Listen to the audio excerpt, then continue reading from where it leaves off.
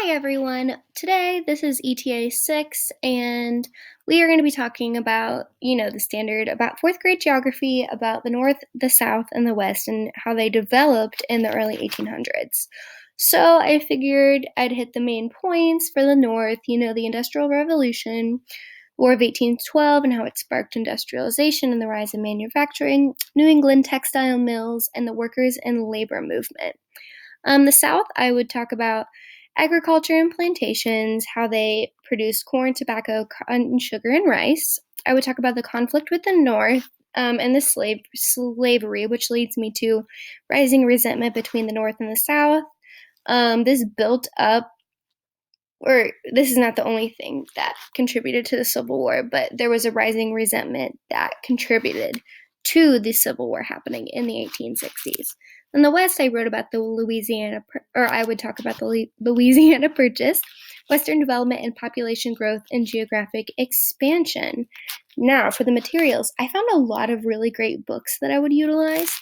In the North, the most notable is So Far From Home, The Diary of Mary Driscoll. I loved this book when I was in 4th grade or 5th grade. I remember reading it because it's relatable. It's about a young girl and her experience in the textile mills and how she was mistreated and how they overcame it. And I think that would be really cool for a student to read. Also, I found The Industrial Revolution for Kids. That's a really great resource as well. The South, I Thought My Soul Would Rise and Fly, The Diary of Patsy, a Freed Girl. That was really moving. It was really difficult to find books pre-Civil War in the 1800s, but these two luckily are. And then if you lived when there was slavery in America, that briefly touches on like early American history too, but it does emphasize early 1800s history. Then the West, Little House on the Prairie series, naturally, Laura Ingalls Wilder was my favorite growing up. I have great memories of reading those. And then Who Settled the West, written by Bobby Calman.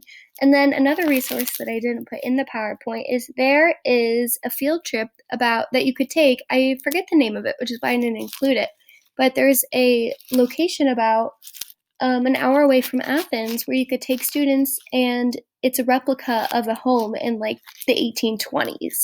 And they show you everything they do for survival and how they developed things. And I thought that was a really great resource as well. But I didn't include it because I couldn't remember the specifics of it. Instructional strategies. Differentiation should be included in all of them, of course, but I talked about book clubs, targeting different senses, like for visual learners and for linguistic learners, etc. Think, pair, share is always love. Incorporating technology, student choice, open-ended projects so they could have some autonomy with their work. Then for some challenges, the North is explaining the pros and cons of the Industrial Revolution. I think this is important because there were protests and there were people who were treated unfairly, but it also was really important for our society. So I think explaining that would be helpful, maybe with a graphic organizer. The South, I found it really difficult to find resources that discuss the early 1800s rather than specifically the Civil War.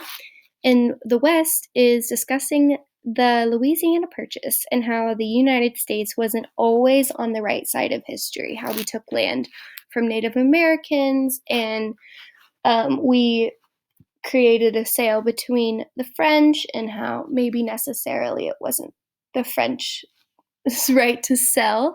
But I think it's important to recognize that, and it's important to bring that to students' attention.